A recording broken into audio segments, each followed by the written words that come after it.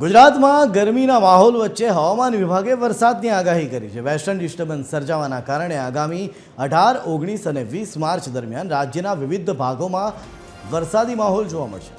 ખાસ કરીને ઉત્તર ગુજરાત, સૌરાષ્ટ્ર, કચ્છ અને દક્ષિણ ગુજરાતના જિલ્લાઓમાં મધ્યમ વરસાદની શક્યતાની આગાહી કરાઈ છે। 18 માર્ચે બનાસકાંઠા, પાટણ, સાબરકાંઠા સહિતના વિસ્તારોમાં તો અલગ અલગ તારીખે અલગ અલગ વિસ્તારોમાં વરસાદ સાથે મેઘમહેર થઈ શકે છે અને આ આગાહી હવામાન વિભાગ કરી રહ્યું છે। સૌથી પહેલા શું કરી છે હવામાન વિભાગે આગાહી એ સાંભળી લઈએ।